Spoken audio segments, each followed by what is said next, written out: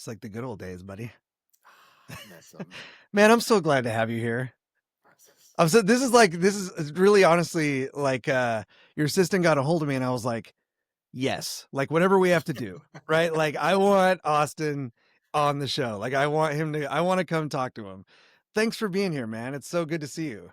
Yeah, you too, my friend. It's been 6 years now. I think we've almost um 6 years in almost 1 month.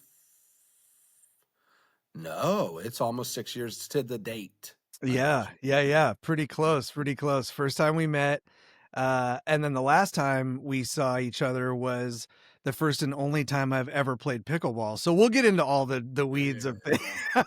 the weeds of things here. But I like to start out, you know, for the people that I know that don't know you. Yeah. I want to show you off. I want to talk about your life and where you come from. How do we end up with Austin Cheviron today? What's the beginning look like? Tell me about your family when you were a kid. So I start my life at 6. And I don't know if it's because that's when I can remember. Like I can remember my 5th-year-old birthday party, but 6 actually starts the life. It's because my dad got a license. Hmm. And that started the trauma between 6 and 41. All the trauma started with that. Yeah. So, sweeter after difficulty. At 7, my parents got a divorce, Mm. probably because my dad got in real estate when I was 6. Yeah, I'm guessing, right? yeah, Like yeah, I've seen it happen 100,000 times by now. So, yeah. dad was the manager of the largest Coldwell Banker office in the nation when I was 12. Mm. And that's an important milestone because that put me around the top real estate agents in the country Yeah, as a 12-year-old watching. My dad would walk me through the offices saying, that guy, he's going to do good. He shows up every day. That person, not so much. That person, they're going to get it for this and this. And mm, and so at 12, watching the top of the top and my dad manage them and him teaching me these things, it showed me what the best in the world were doing in the real estate. But then fast forward 30 years, it also showed me just because you're great at sales doesn't mean you have a good home life, doesn't mean you're a good father. It's actually kind of the opposite a lot of times. mm. The high business people are bad. I shouldn't say it sounds bad, but like it's hard to be a good parent For when you're sure, doing all this business and a good for sure. father. And let alone what I found, Randy, is we normally never saved our money. All these people who made millions, they're still doing it. One of my favorite stories is a guy, I won't say his name. He's 43 years in the business. I call him up. I go, "How you doing?" He goes, "Great, Austin." I said, "How's business?" He goes, "I love it." And I'm like, "Okay, bullshit, but okay." And I said, "Hey, I got one question for you. If I put $10 million in your bank account tomorrow, would you still sell real estate?" He said, "Absolutely not." And I'm like, "So you never figured out how to save your money, huh? That's why you love it after 43 years, huh?" 'Cause this yeah, so I'm like, The Austin angle. It seems like such a such a surface level question, and you're like, whoa, trapdoor. so the Uh, all the years, Randy, just they really allow me to look at this almost like a third party viewer because I've mm, been so around it in so many ways in it myself. And I just have this unique perspective that because I've been in so many places and it's all I know, it's all I've studied. And so I can yeah. cut through the fluff real quick. What are you? Was it just you, or you got brothers and sisters? I do. I have an older, so my dad blessed me with all types. I Mm, have an half sister who's older. I have a full sister who's younger. I have a step sister who's younger and a step brother. okay, And dad okay. gave me one of every part. I always say our family tree comes up and then it goes back underground and it comes up over here and then it goes back under and it comes up over here, Yeah, Randy. Yeah. you never know what's connected. Uh, that's awesome. So, um, some of those siblings are older and younger. So did you grow up with all of them all the time, or were you Well, splitting? one of them all the time. My full sister, we lived together. I talk about her in the book, actually. My half sister was there probably 25% of the time. And then my step siblings came in later in life when I was 18, when dad got married.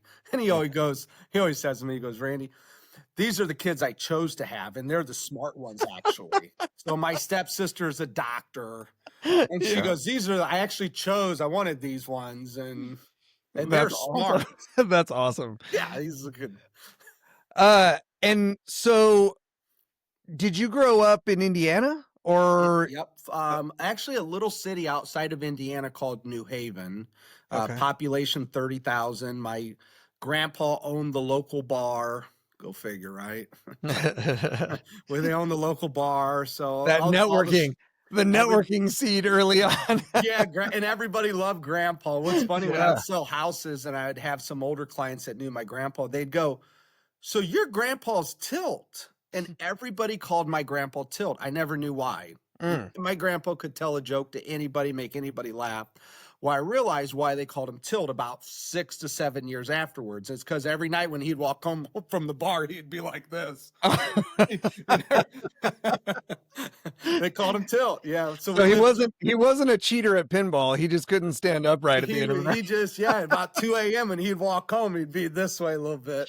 He lived That's 2 blocks away from the bar. that's amazing. My So, grandpa lived in Paradise, California, and he used to hold oh, court at the donut shop in the morning. You'd come in there like 7 a.m. and he'd be surrounded by like 40 old dudes just like listening to him hold court in the donut shop. Same kind of thing. yeah. Yeah. I want to say this real quick. Not that this has anything to do with anything, but it's my grandma. So Tilt's wife, who ran as my grandma Clem. I talk about her in the book. She was the foundation of all of our family.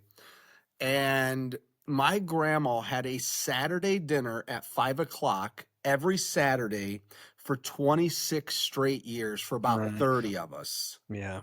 And so whatever I share today, whatever our conversation goes to, there's always part of our past that's good or bad, Sure. and it's who we are. And what I learned is that my grandma instilled these things in me. She didn't teach me, I saw them and I learned from watching her. Absolutely. Family's important, family's first, business is second, but be a good steward of your money and what you're doing, and be a good human being, make the right decisions. And so, whatever comes out of my mouth today, like, that's how I was raised. Yeah, that's And so massive and so important. I think that those family dinners, or even just the tradition of trying to get together and do that on on a weekly or regular basis right. is something that's gotten kind of lost. At least it's gotten lost out here, in California. I don't know anybody that still does it intentionally. It's more just like a hit or miss, but I grew up, sitting at the table with my grandparents as well. And, Right.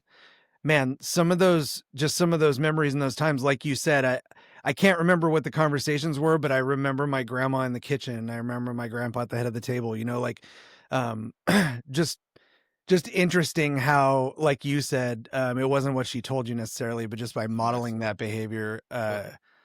So crazy. I was talking to Nate this I think it was Friday. I was talking to Nate, and he goes, "Hey, are we going over to Match for the Notre Dame game? We're a big Notre Dame family. We Yeah. always get together. Like, we get together as a family." Yeah. And he goes, "Are you going?" And I go, "Nate, it's kind of like Grandma Clem's. We just assume we're going. Like, that's how we all like, we assume, and then we have to go ask the wives, like, 'Hey, we're going, right?' Like, we assume we're going to be there together, and then the wife does whatever the wife does, and then it is what Yeah. it is." Yeah. I But think there's been a huge emphasis placed on like keep your schedule open in case the coolest thing ever pops up at the last second, like don't and I think that I just really believe that there's something missing when you don't spend that time, yeah, just that's it. an obligatory I will be there unless rather than I may be there if nothing else pops up. That Yeah, just such an interesting mindset um yeah. It's shift. And it's funny, when I so 13 years ago, I was on welfare when I had my second kid, Mm, and I made myself a promise. I created my vision and promised myself to it. So my vision, Randy, was when my son graduates, 18 years, which seemed like I had forever. yeah. Now he's 13. I got 5 years. It's like, we better get on it, Randy. Yeah, no And doubt. I said I would be free. I would be free of money, which means I don't need money to operate anymore. It's not the Mhm. driving factor. So free of money, free of time, and free of location. Mm. Okay. You've done the location piece. I've watched you. I study. That's why I ask you questions, because it's part of my vision. Sure. Like, how did you do it? What do you do? Where are you at? How do you do all this? This is cool. You never Yeah. knew why, but it's part of my vision. Yeah, yeah. Free of time, free of money, and free of location. Well, I knew when I put my mind to that, I'm kind of crazy. When I say I'm going to do something, I'm going to do it. And Absolutely. I told my wife, I said, I'm going to go on this journey to get us off of welfare and how we got here. But I'm going to make you 3 promises so I don't mess it all up. Like I watched everybody else mess up their family when they grew their business. Yeah. And I made 3 promises to my family. 1, I'll be home every night for dinner at 5 o'clock. Mm. 2, no appointments Fridays after 5. And 3, no appointments on Sundays. Mm. That was my commitment to my family. And when I was on welfare, I made the commitment, which was really easy because I didn't have any business. So it was like, no one was calling anyways. My whole schedule's free, as it turns out. I guess I could sit anywhere and be fine. But Yeah. then as the business kept going and it kept growing and it kept growing and it kept growing, I had to fight to keep my walls and build the walls higher. And then I Mm. had to go back into my values. Who am I and why? Because when you got a $10,000 check sitting there, it's like all you got to do is miss dinner. It's dinner. You eat dinner 6 nights a week with your family. Just you can miss one for 10 grand, right? Yeah. Or when even worse, my boss, my managers are all like, literally the words that came out of their mouth is, you can't do that. Mm. And I thought, I can do whatever I want. I'm in real estate. I thought that's why I got like I'm my own boss. Yeah. And so I had the world telling me I couldn't do things. And I had to fight through and just say, okay, who am I? What do I want to become? And what do I need to do and build boundaries along the way so I don't mess it all up? Yeah. And it was kind of just going back to Grandma Clem. Everyone asked me, why 5 o'clock? Well, I didn't know until like 8 years later. I'm like, oh, I always ate at 5 o'clock as a family. That's Mm. what we, I was like, you eat at 5? And I'm like, well, if it's not 5, it's 4:30. Yeah. Yeah, yeah, yeah. I know I was raised eating at like, mom worked and she was a single mom, for most of the time. And so she made dinner when she got home and felt like getting around to it. So like by the time we ate dinner, usually as a kid, it was like 8, 8:30. And my brother still does that. He still eats his dinner super late. He's not ready to eat. I find as the years go by, my dinner comes earlier and earlier and earlier. I'm like, well, let's have a big lunch and see what happens at dinner time. Well, here's as an entrepreneur, here's what I've learned from doing this now for 13 years is that it's called Parkinson's law, which means your work will expand to whatever time you give it to. So just Mhm. like our time today, if we're like, hey, we have whatever time, me and you will talk for 3 hours. That's right. If we say, hey, we have 45 minutes, we'll get it all done within 45 minutes. Right. Right. And so what I learned is when I created an end to my workday at 5 o'clock, and that was what time I ate, I then got everything done by 5 o'clock. Yeah. And it doesn't mean I didn't go home and maybe check an email or make a phone call or whatever, but whatever I needed to get done that day got done because I put a cap to it. Yeah. And so I was able to put my family first and the business still thrived. Like I grew a successful company living by standards that people never even consider. So we kind of skipped ahead from the story a little bit. I'd like to take a couple of steps back. I started in title insurance when I was 15 because that's what my mom did, so I started filing and dating down files and stuff, just like kid, like the entry level kid stuff. And then I dove into title insurance when I was getting married and started having my kids too. Uh, so But what for you, seeing your dad doing that business and stuff like that, was that like an immediate trajectory for you that you felt like, oh, this is the path I'm taking, or like what high Yeah, school, like college, like what? yeah, that's a good question, Randy. So I think I started working for my dad as his assistant when I was 15 or 16. Okay. And so I got in it, I got a job. Now, what tricky dad, by the way. My dad's like, hey, you should get a truck. My first car was a truck. You know why? He never told me this. Because he would offer me as a package to his clients to move his client's house in my Yeah. truck with my buddy. Yeah. And I'm like, this, and so I'd walk into people's houses and I'm like, you didn't pack anything. And they go, well, I thought that's what you were moving it all. I go, well, I thought you would have put it in a box or something. You really And sold your services. oh yeah, I was the service with my red Sonoma. That's And awesome. so I got in and, we started doing it. I was printing his flyers and inputting his stuff. And when I was 17, I remember my parents divorced when I was 7. And Yeah. so when I was 17, my mother died in an airplane accident. So Mm. tragic, just all of a sudden, plane went up, stalled, came down, crashed, killed her and her fiance. Oh, And so that incident put me in like a little negative tailspin for about a decade. yeah. And not that I was a bad person, but I just wasn't doing good things. Mm. Um, I was in high school. My dad was getting remarried. He said, "Hey, you should go buy your own house because my new wife's coming in with her kids, my stepmom." And he goes, "There's Yeah. really no room for you." And being a real estate agent, my dad just had a deal fall through. So then he was like, "Hey, you could buy this one." I'm 18. I'm like, "Sure." I'm in high school, Randy. Yeah. I'm like, "Yeah, I'd love to have my own house and not It's have to time. What are you waiting for? go hide all the cans of alcohol when you get home. I'll just leave them Right. out the whole time now." Right. Well, Right. that wasn't such a great idea because I missed 76 days of school my senior year. Mm. I mean, Mhm. I literally woke up and then I don't, can I say what I want to on here? Should I cover myself or Oh, whatever? no, 100%. This is, Okay. So tell every your morning story, when I Mike. would wake up in high school, this is how you miss 76 days of school your senior year. When I would wake up in my home, I would ask myself this question: do I want to go to school today, get drunk, or get high? Yeah. And I can tell you which 2 won normally. We didn't go to much days of At school. least 76 times. And the days I went, I'm pretty sure I still did number 2 and 3 before I went to school. So Yeah. Yeah. Yeah. those weren't the best days for me. No supervision, just, and then college took 5.5 years to get a 2-year degree. Sure. 5.5 years to get a 2-year. Like, what was I doing? And Yeah. I can't tell you, I can only tell you one human being I remember from college in 5.5 years. I'm still trying to process how that's possible. Right. One human being in 5.5 years. I can remember her name was Danielle. She sat behind me in psych. And the only reason I remember Danielle is because she was my best friend's friend that I haven't met. Mm.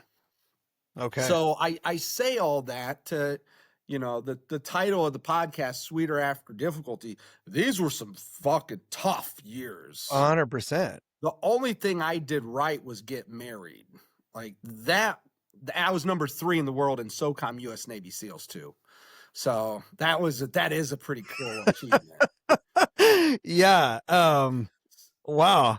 Yeah, that Yeah. that last fact got me spinning for a second. So you're did your dad so obviously he was successful in real estate and he Yeah. worked the business and all that stuff. And he got you, whether it was, sneakily or not, he got you working, he got you to buy your own first house, all those things. Did he imprint on you or teach you fiscal responsibility? No, he was not good with his money. So we Okay. were always the family that drove the nice Cadillac and were broke. Okay. Okay. So he did no. I remember scratching off a lottery ticket once. This is shit like you bring back up from when you write a book on money and you go back and you think of all the money things. I go, Dad, let me ask you a question. I scratched off $1,000 lottery ticket. I'm like, Dad, I won. It had 3 town cars on it, and it said $1,000. And I hold it up. I go, I won $1,000. My dad goes, no, you didn't. I did, and he took it from me. Wow. It was his, by the way.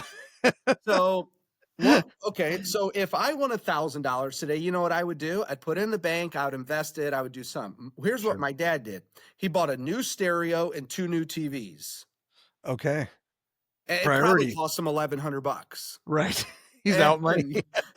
I'm like, so, and he wasn't a bad guy, but he just didn't have it in him on the financial responsibility. Yeah. And I think that's most people. They're just not taught that. They're just not, it's not who they are. And you got to learn why and how. And, I joke now with Dad, like, I got out of the business before you. Right. He's still selling real estate. And I got out 5 years ago. Like I'm free. It's so fascinating because so I wasn't raised to be necessarily good with money either. but money was like a super important part of life. Like it was talked about all the time. Like there was, what are we going to do to make more? How are we going to get to the next Yeah. level? You know, it was such an emphasis in my house. It Uh, was talk like it was idolized, like it like was it was talk. on, yeah, like it Yeah, was that unattainable golden ring that you're just always going to be chasing. And the chase of it as a kid, I don't know, you know, what makes, you know, certain ideas implant themselves and stick. But as a kid, I was just like so turned off by that. You know, it was like, mm, I am going to go in my life. I'm going to go the direction where I do not care about money at all, because the pursuit of it, the thinking about it, the planning to get it and all that stuff, it never caused anything happy. It was always like, it was always, the end of that road was always the realization that you didn't have enough and you yeah. weren't going to have enough no matter what you did. Right. And especially by the time I was a teenager, you see it. I'm like, you've been living this way this entire time and we're not getting any further down the road, but you're still as stressed about it as you were day one. Right. So Good job, Randy. I That's placed the good. opposite emphasis, right? Like the Yeah. opposite.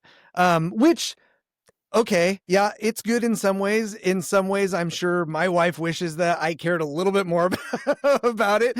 Not because we don't have enough, but just because sometimes I'm like, can you handle that? Cause you know, like I just don't It's even our want to, relationship with money is what it is. it And is. here's what I realized. Actually, running my real estate team taught me this, Randy, that people have a bad relationship with money. And it's because of their childhood, it's because of what they were taught. And Yeah. most people have a bad relationship, and the relationship is similar to their ex, is what I found. And Mm, ex whatever, ex girlfriend, boyfriend, ex employer, ex anything. sure. It's the same relationship, and how people feel when they deal with money is that negative sense of, look, I'll get you. You caused me problems. Yeah. And so knowing that, and Yeah. knowing, like, I mean, I was stolen from when I was 18. From when my mother died, our insurance money was stolen from my Oh, mom's best friend. And I'm like, I I don't deal with people owing me money well. Like, not well, Randy, at all. yeah. I Yeah. literally have a list of everybody's name and the dates and follow up, and I don't deal with it well. But at least I Yeah. know it now, Yeah. Yeah. and I can communicate. Hey, Randy, if you owe me money, like, I'm pretty good at, like, collecting. Just to let you know. Yeah. Perfect. And the reason why is because I was stepped on my face when I was down in the mud Yeah. dying. Yeah. Somebody stepped on me, Yeah. and I just don't deal with that shit anymore. Like, I Yeah. don't, I'm not good with it. So it's interesting though, because and this is why I say, you know, when I like describe you as a success or whatever, then you go, but with the context now, right, is statistically you should not have been able to pull the nose of the plane up, right? Like you know what I mean? Like you should not have been able to get out of that. Um, You know but who takes the credit for it, Randy? My dad. He's like, because I go to my dad now, and I'm like, Dad, how could you have let me? Now, I was taught you with him everything, you every know. day. I was with him every day, so he saw me, but, like, I'm like, Yeah. how could you let me do that? Yeah. And, like, and he goes, look how you turned out now. What are you talking about? You're great. Yeah. I go, what about those 10 years that I was hanging on to the wheel of the airplane, like, ready just to drop off of the world? And he goes, you're fine now. That's just the journey, Austin. He is right.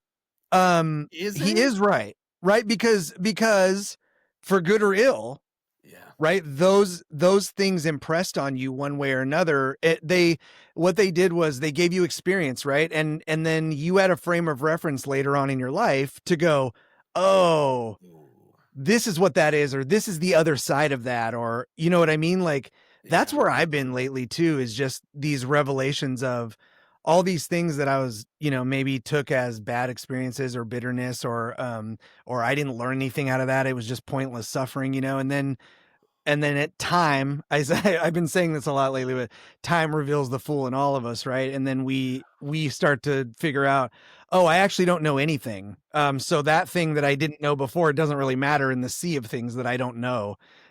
right? I Like, feel like I'm getting dumber as I get older.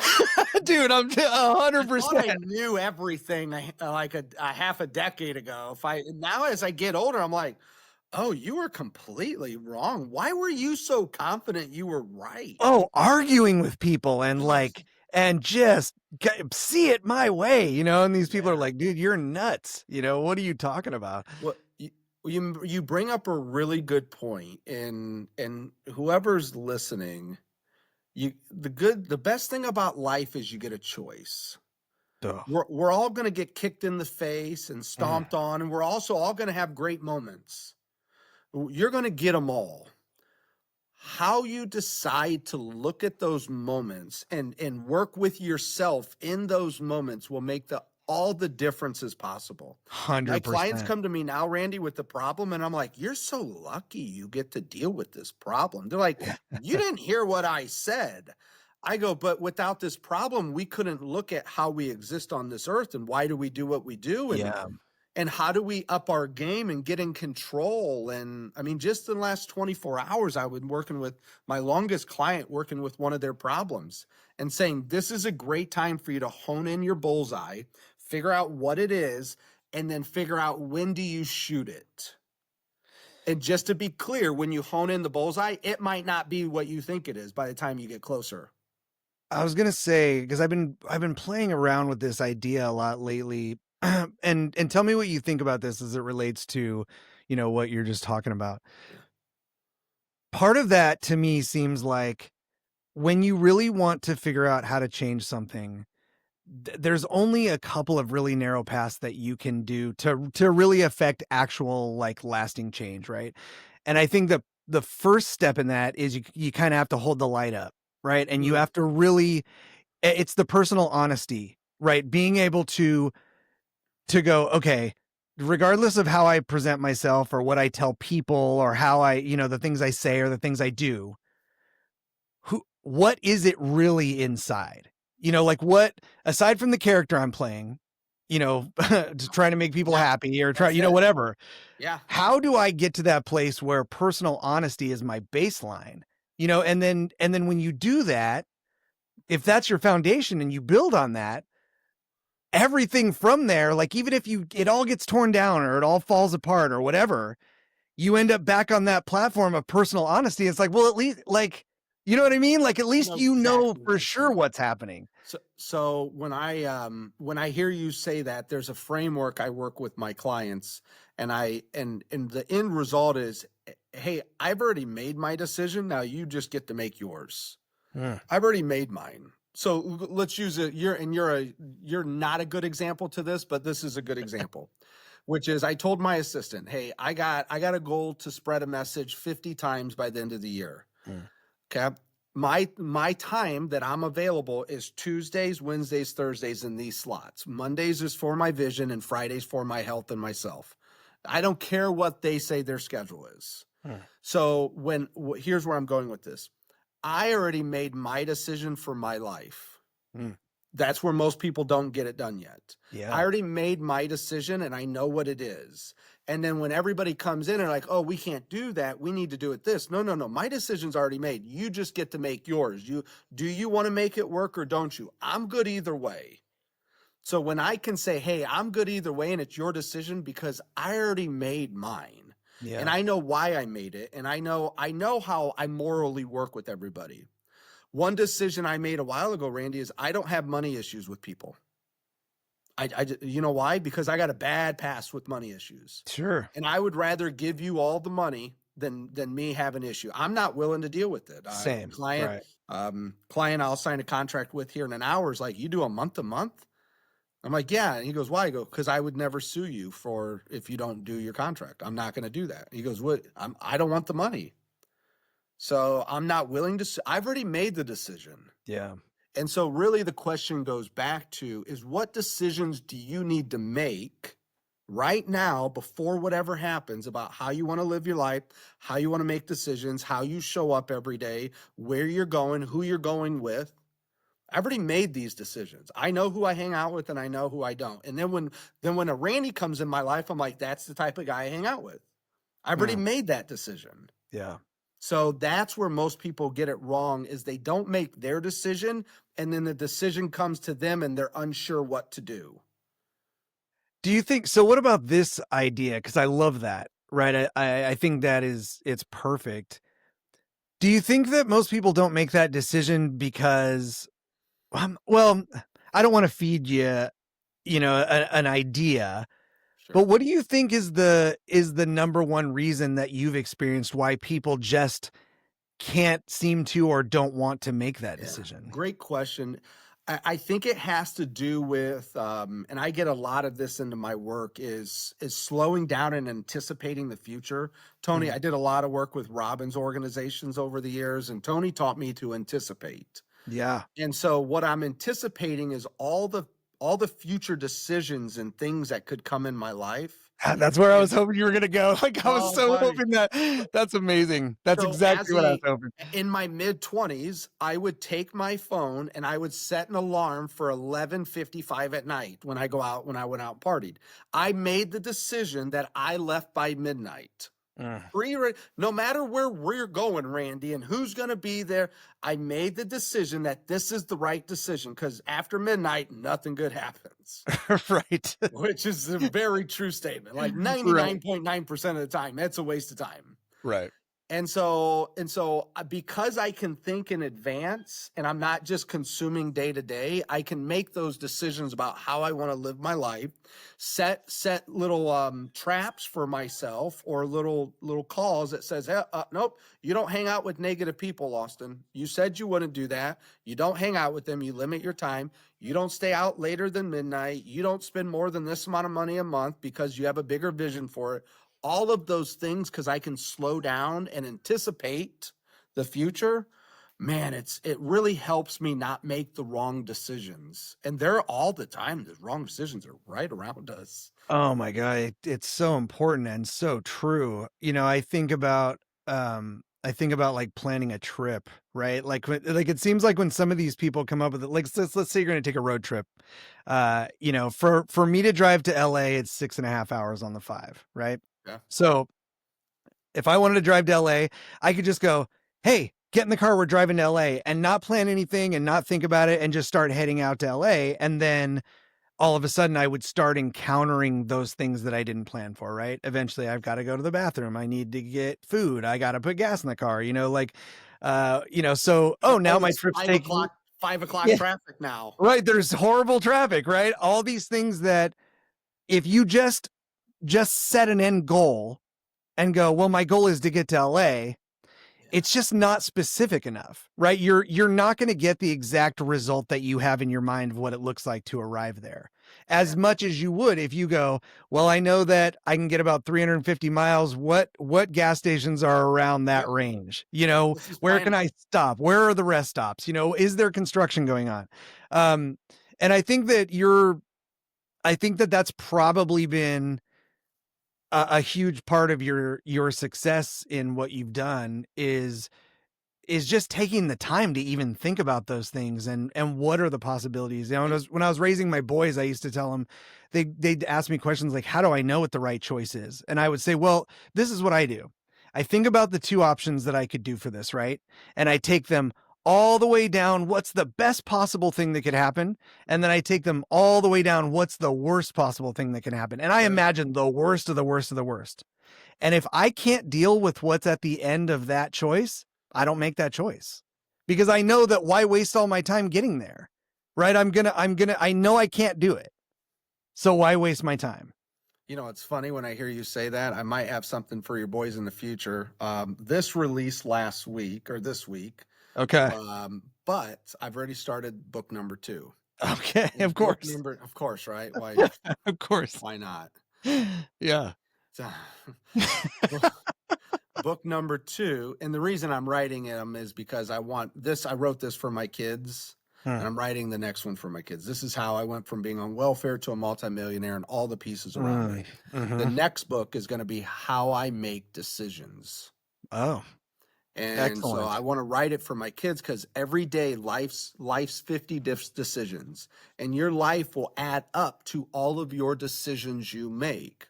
So it's funny when you go, well, you're successful. Well, I don't know what successful is, and it's different to everybody. But what I've done really well in my life that I can actually say is I've made decisions that help me get along the path faster than most, with less casualties, Hmm. that allow me to live into the vision of my life at a younger age than most people ever get to. That Yeah. is my success, is I've made the right decisions. Now the question is how do you make these right decisions? Well, because I got a 25-point framework that I work my way through, and I run all these things through, and when I get to the end, if it's not the right decision, I already know, Yeah. because I have these frameworks. And so I'm going to write out all my frameworks for my kids, Mm. and then let all the other kids and people's kids get it, and hopefully one day they'll read it, and it will be a guide when they have a decision. They're like, well, let's go into dad's book and figure out one of these filters that he uses to help me make it. And I'll share one with everybody here. Darren Hardy taught me this. If it's not a hell yes, it's a hell no. So just go through anything you're doing today. If it's not a hell yes, then the answer is hell no. And not like, oh, I want to do that. Oh, that Yeah. sounds like fun. Or I could make that work. Yeah. No, no. If it's not a hell yes, then the answer is hell no. And it's a decipher on how to work through opportunities, because most opportunities are liabilities in our lives. I think like I'm a person that latches onto words, right? When people are talking. And, so I guess what I wonder is, in your mind, was that easy? Well, so Was it easy to just build that framework and put it in place? I mean, you use the word work, right? And I love the word work. And I love the word work in context of what you're talking about. Because I imagine that unless an angel came to you and put some golden plates on your chest in the night and you woke up with a 25-step program on how to be successful at a young age, which probably didn't happen. Uh, I mean, maybe I'll let you tell your story, but, you know, was it easy? I wrote a lot of checks. I messed up a lot, and I reflected a lot on those things. And Yeah. I had guides around me who were willing to teach me that I listened to. So when Yeah. you say the word easy, another one of my filters comes from Les Brown. And Les Brown says, in life, if you do what is easy, life will be hard. And if you do what is hard, life will become easy. Right. Let me tell you, writing this book, hard. Yeah. Very hard. Now I had Miss Judy Slack, the angel from All the Oh, Angels, help I'm me so with. glad you said Judy's name, because she is Uh, definitely she's in the in the pipeline. I gotta get her on here. she is She's the so angel amazing. with all angels. I don't know why God put her in my life, but I am not messing that up. That is a hell yes with whatever Judy says. Same. I love her. Judy's like, you need to write your book. And I'm like, oh, Judy, I got so many other things and this. Stop, Austin. And I go, okay, Judy, would this be hard or easy to write the book? Oh, this would be definitely hard. I'm going to spend all this money, all this time, and get I'm gonna like, when a book sells on Amazon, I make between like $2 and $3. Yeah. I would have to sell the whole library to break even. You know, like, Right. and the chances of that happening are not great. Right. So when you look at it time wise, when you look at it to peel back all the layers of the onion and to sit in silence and to sit without all the noise of the work and the opportunity here and it was hard work. But go back to Les Brown. Les taught me, Austin, if you do it as easy, life will be hard, which is what most people do. They do the easy thing. And Austin, if you do what is hard, life will become easy. The word that took me about 3 years to understand was the word become. Randy. Become. Yeah. Because Yeah. it's like, damn it, I did what was hard. Where's the reward? I want the easy life. I did what was hard. Yeah. Become, and become Right. doesn't have a timeline. Right. That's right. It could take a decade. It could take a day. You don't know. You got to have faith. Yeah. That's And right. it's like, become easy. Okay, well, I'm gonna keep choosing what's hard. So my kids, what's the easy decision? What's the hard decision? And then Dude, you I gotta told go. my boys the same exact thing. The easy thing Yeah. is usually not the right thing. Well, and then you got to go through, why would this be the easy or the hard? And there's a lesson to learn on how they're even thinking about what would be easy and Yeah. hard. Yeah. And what does that mean, easy? Like, it feels like this was easy. A guy that we both know says that I'm the guy that sells vitamins for a living, but everybody else sells painkillers. And guess which one more people want? They want the painkillers. Sure. And 100%. I'm walking around selling vitamins. It's tough. Yeah. Yeah. Who wants a multivitamin? Anybody? Or here, take this codeine and go into floating world in 30 minutes. Or here, take this vitamin that we don't know if it works. But like you said, another part of your framework. And I think that it's probably important to do it in a certain order. I'm sure the book talks a little bit about that. But if you arrive at a place where you're like, okay, well, the answer is hell yes, then who gives a shit how hard it is or how easy it is, right? You decided you're going to do that. Like, so now you might as well just do it, right? Like, really just do it. Yeah. It goes back to the pre-decision, Randy. When I decided that I'm a hell yes, and if I can say hell yes to hanging out with Randy on a Friday, then that's what it is. God bless you. I'm in my studio today. I am never in my studio on Fridays. Yeah. And that's not where I'm at. Yeah. But my answer was, hell yeah, I want to hang out with my buddy. I want to have a good conversation. I want to help some people. I want him to peel back and us talk. And so, you know what? I'll come in my studio. No, you're the man. And that's a hell yes. So we make it work. That's the life we chose to live. We made the decision before the decision came. Yeah. Good stuff. Yeah. So do you have the full coaching program aligned with the book stood up yet, or is that still in the what are you doing with that? Well, because I know there's gotta be, I know you, right? It's like, well, here's the hard thing I did, and there's something massively hard that I'm working on right after that. So success, Randy. Let's talk about success. Yeah. And do you remember what I told you my success was? No. My success was lining who I am and where I'm at with where I'm trying to go. That would be, so for anybody or most people who don't know, I sold real estate for 15 years. I did really bad at it, and I did really good. And then when I did really good, I quit. And it happened to be like 5 years after I was on welfare. And everyone's like, why would you quit? You finally making money. I'm like, I got a bigger vision. I know if I can help more people, that's my path. I already know. I made the decision. Yeah. If I can help more, I can help more. So then we started to run the team. And we had a top 10 team at a company within 3 years. We had a top 10 team, probably top 100 within the whole country. And then we grew that. And then I decided that there was a bigger vision for my life than helping 25 people crush it. Sure. And so then we opened up the coaching company and we started with that. Here's where I'm going. I look at my life today and I ask myself this question: does the work that I'm doing represent the legacy I want to leave and the lifestyle I desire to live? One of my filters. Does the work I'm doing today represent the legacy I want to leave and the lifestyle I desire to live? You've heard that come out. This is the legacy I want to leave. Yeah. Now, this wasn't cheap. This was hard. I paid for it with time and money. Yeah. And does the lifestyle, I told you, I don't come into my studios on Fridays because it's my lifestyle I desire to live. Now, you're my buddy. I'll come to you on a plane if I had to. That's my choice. That's my life I want to live.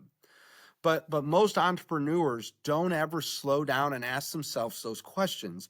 And just because the work today that you're doing doesn't represent the legacy you want to leave, that's okay. It just means there's a gap. And I want you to identify, here's where I'm at today, and this is where I'm trying to get to. When does something have to change? So John Maxwell's chapter 5 of his book, Failing Forward, is get off the failure freeway. Just because I'm on the road and it's still got more road doesn't mean that it's going to get me all the way to where I'm trying to get to. And this is me anticipating. I'll say it. What do you got? No, because we've been talking on the show about, about failure and failing forward and, the value of failing, but it can be a slippery slope because it's easier to fail, right? And so then you get on this path where you're like, well, I'm failing all the time, but I'm comfortable with it, so there's no need to get off, right? Like if I'm failing, it must mean I'm trying. But, eventually if you don't make any progress, then maybe it's not, It's you going know, to end in death. So yes, I got yes. two questions for you. Let's stay on the failing freeway. Yeah. How far does the 5 take you south? Does it take you to Panama? Order. It takes me to Mexico for sure. Okay. But let's say it doesn't take you to Panama. Okay. And let's say your vision is to get to Panama. So Yeah. you hop on the 5 and you go. But it doesn't get you all the way there. So you have to make a decision. At what point am I going to get off? Because if I don't, my car runs off the road and then it wrecks. Yeah. Yeah. And so anticipating, because I know the 5 doesn't get me there, and I've sat and I've thought about it, I know that I'm going to get off when my buddy might still be driving. And he's going to call me up. He's going to, dude, what's wrong with you? Why would you get off the 5? And we're not out of road yet. Because Right. I can't risk getting to the end and running out of road. So I will make a decision before most of the world because of John Maxwell and what he taught me. Yeah. Talking about failure, Randy, this one's really interesting. In 2019, I summited Mount Hood. Now, being in Indiana, we don't have really even hills here. Right. And I've never climbed a mountain in my life. I just had a dream that I did, and I woke up the next day and I went on a mission. And I said it to my wife jokingly, like, I had a dream I climbed a mountain. I think maybe I'll go climb a mountain. She's like, oh, okay, yeah, whatever. 8 months later, I'm on the summit of Mount Hood, almost died 3 times. Yeah. Okay. I had 2 goals. The first goal was to summit Mount Hood. The second goal was to not die. Yeah. 2 simple goals. Let me teach you what I learned about failure. My second goal, not to die, I studied all the deaths on the mountains, like all over. I watched everything on Mount Everest, K2, every mountain I watched, because I'm like, this would be horrible if I died because of this vision. And I found a common trend on why most people die when they climb mountains. And their answer is because they made multiple wrong decisions in a row. It was never like I woke up late and that's why I died. It was I woke up late, I forgot my gloves, we got up, I lost Randy, I didn't know where to go, and my hands froze and I couldn't hold the rope, and now I was dead. Right. Multiple wrong decisions. So talking about failure, Randy, what I want you to know from this might be the only thing you need to get out of this conversation is with me and my clients, when we make one mistake, I teach them to step back and to say, that's one, everybody be aware, like, is there another one coming? Yeah. Because you do 2 and 3 wrong ones, it ends in a catastrophic death financially, in your marriage, in your business, in your faith, and all these other things. So, like, I'm okay making one wrong mistake. I'm not good with making 2 in a row. We do not. So talking about the failure, that's just a very important thing for everybody. It kept me alive on the mountain, because I made wrong mistakes, by the way. Let me tell you. And then when I made it, I was like, oh my gosh, I'm one away from dying right now. I'm one mistake away from dying, Randy. My inclination at that point would be to like pull out my phone and call my wife and be like, listen, you don't have to be so supportive about every stupid idea I have. Okay. I forgot my gloves. I can't find Austin. What are you doing here? Just blame someone else. But we're still here to tell the story and to talk still about here. it and to learn the lesson. That was a negative thing that happened. There was a lot of negative things that happened that day on the mountain. Yeah. Yeah. But there was lessons to be learned. And if I can look at it in a positive way, I get to take the studying of the mountain and put it in everything in my life moving forward. You know, sweeter after darkness, after difficulty, right? Sweeter after difficulty. Yep. What we all have all these difficulties all the time. The only way 100%. you're going to be better afterwards is if you can look at it and say, what is the lesson that I was supposed to learn from this? What is there for me? I mean, my mother died in an airplane accident when I was 17. It was the best and worst thing that ever happened to me. Yeah. We all get the worst. It was the best because I got to learn life at 17 like most 47-year-olds don't know yet. 100%. People stolen from me, the emotional loss, the loss of a parent. I had to clean her house out, living Yeah. on my own, just all those things I got to learn at 17. Like, did you? I got to learn them where most people live in the victim. Yeah, And even just the way you phrase it, right, is it just is an illustration of the mindset of the overcomer, right, rather than the defeated. yeah. I think that I relate to that a lot. You know, the sweeter after difficulty name comes from, I don't know if you can see it, but I got this tattoo that says Dulcius ex asperus. That's Oh, yeah. Latin for sweeter after difficulty. Okay. It's it's my Scottish family motto. And the symbol of it is a bee landing on a thistle. So obviously the thistle represents Scotland, but the bee represents work, right? The bee toils, it travels, it flies, it covers itself in pollen. And then it takes all that back and it eats the pollen and it digests it and then it basically vomits it up right into this Yeah. into these pockets and that's what becomes honey. And so all of that work is just to produce honey. That's the whole point of that bee's life, right? Is just to produce honey for that pod to feed the new bees, right? And to feed the Yeah. queen. Um I think that's so powerful, you know, and but it's also the work I think is the common denominator between those who are successful and those who are not successful. You know, either, whether it's short term, long term, you're, you know, for a season or your whole life. But I think the work is the big differentiator. Do you think that's true? It's almost like you know my life. So I was never much into reading. Why would you be in high school and college? It's also why I averaged a D. I should say a D plus. Pretty proud of it. The first book I read after college, probably almost 8 years after college, was a book called The Richest Man in Babylon. Mm, It was the first book that really shaped this book and the pieces and who I became. And that book I've read probably 40 times now. mm. I would read it a couple times a year, just consume it. And my wife would even make comments like, "You're reading that again?" I'm like, "I don't have it all. Yeah, There's more here."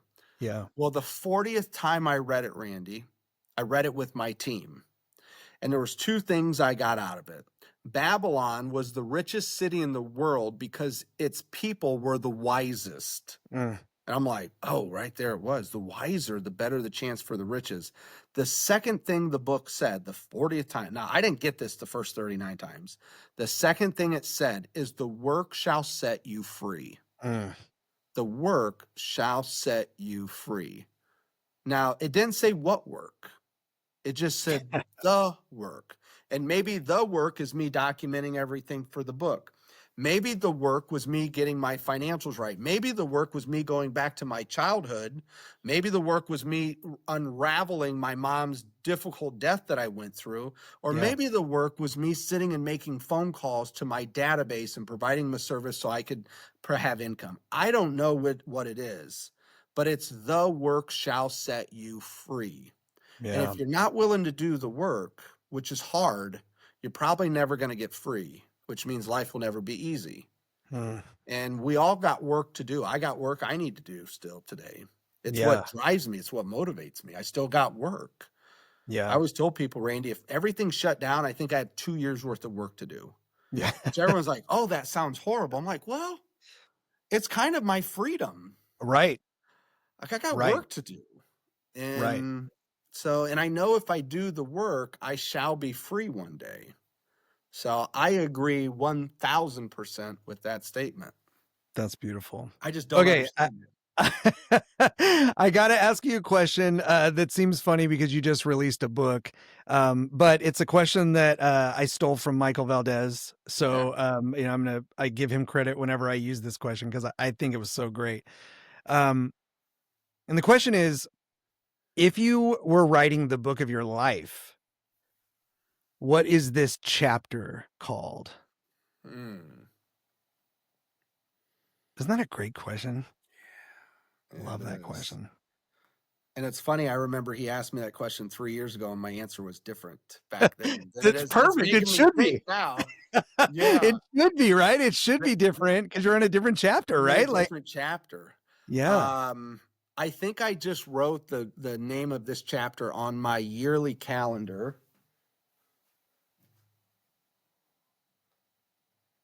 I was seeing if I had it here. Hang on. If I have it here, that would be amazing. I don't. Let's go back. It's a little inside I baseball thought for it was going everybody. to pull right up. The name of the chapter is Enjoy Over Optimize.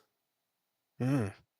And so I was working on planning 2026 out with all of our clients on this. And at the very top, I write above my yearly calendar, what is my chapter? What is my theme this year?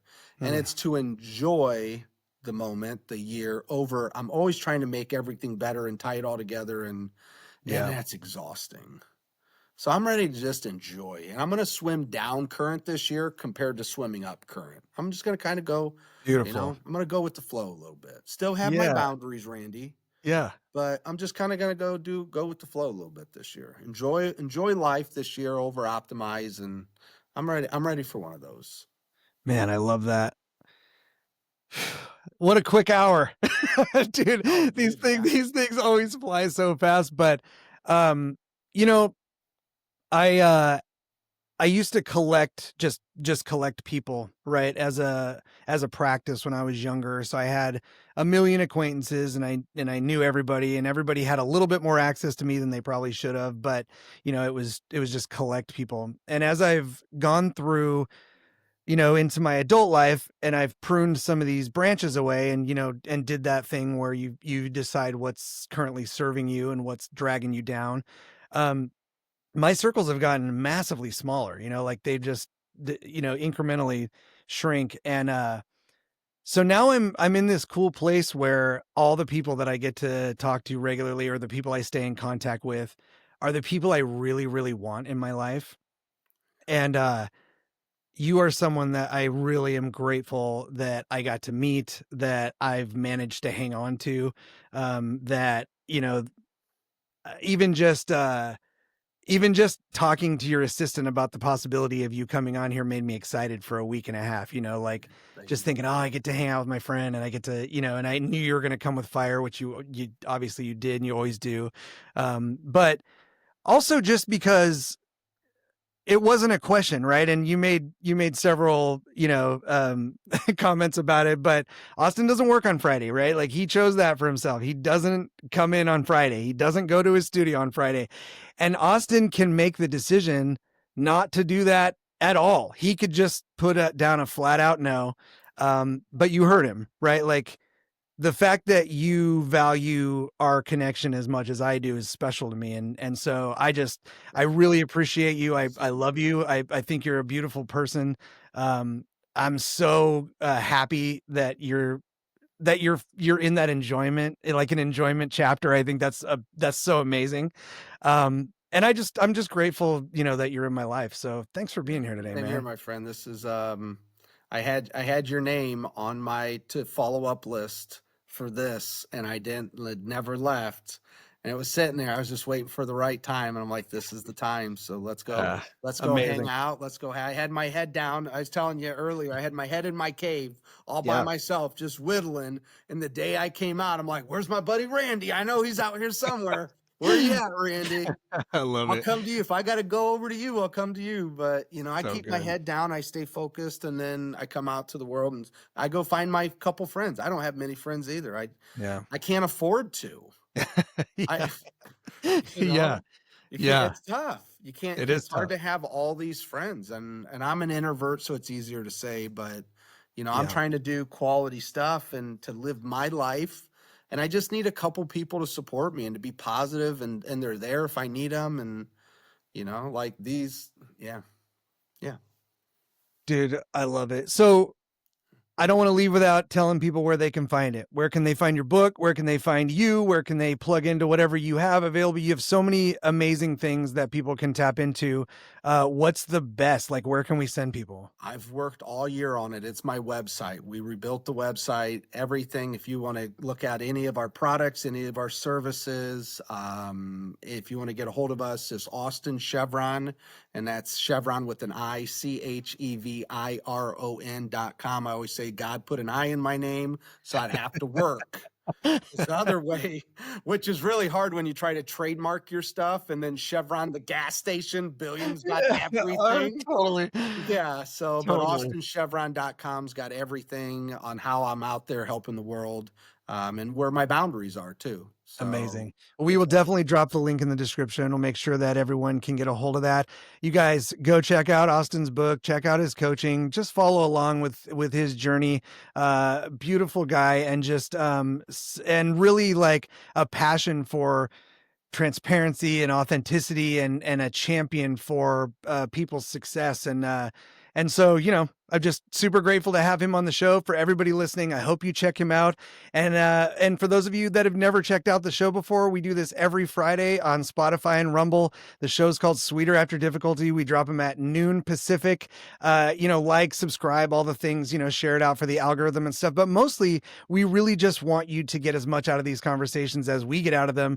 Obviously you can see I learned a ton of stuff just from Austin, just in this short 1 hour conversation, but we love this. We love to share with you, and we hope that these conversations, really do improve or enrich your life in some way or another. But until next week, my guest has been Austin Cheviron. This is Sweeter After Difficulty. We'll see you on the next one.